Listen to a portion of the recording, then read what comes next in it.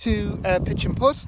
This is a typical tee box that you will find in a pitch and putt course, and we're just going to go through some very basic simple setup on how you do this.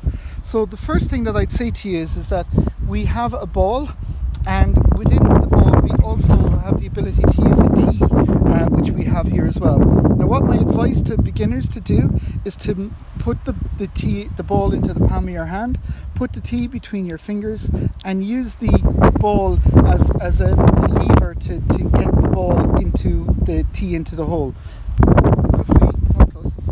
So if we literally put the ball in, using your hand to put the ball down, it makes it much easier for you to put the ball into the hole and makes it easier to stand up.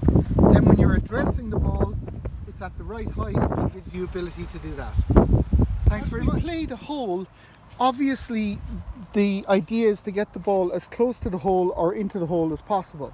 So the hole being up here. Now the idea that we're doing here is that the furthest person, if you're playing with your partner or somebody else, the person who's furthest away from the hole always goes first. This is good etiquette. And another important thing as well is that you will stand behind the ball or behind the player, giving them enough space to make their swing so that you don't get injured or hurt.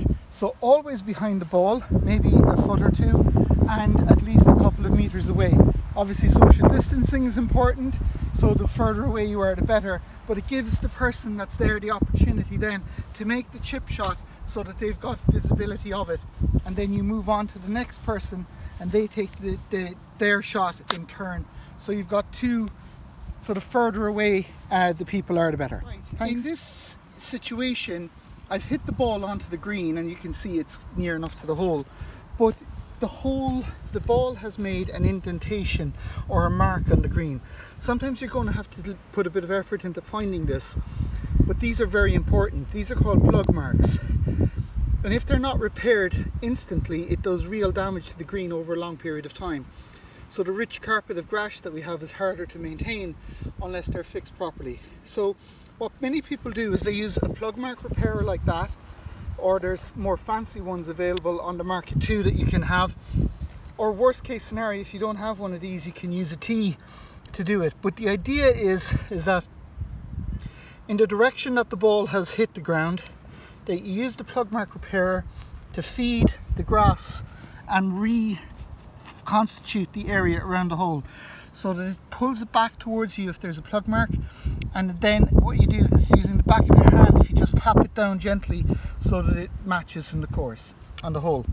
The other thing is that the ball now is on the green, and what you'll find is that we have to sometimes, to give other people a chance of playing the hole properly, we need to mark the ball. So the best way to mark the ball, or the legal way to mark the ball, is approaching the ball in a direct line to the hole using a coin, or sometimes more fancy implements.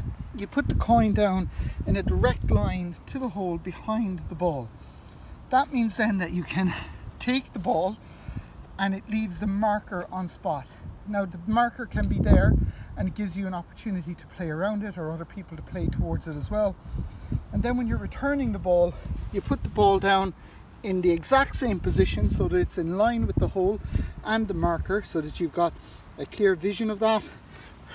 Removing the marker, you then have the ability to put the ball into the hole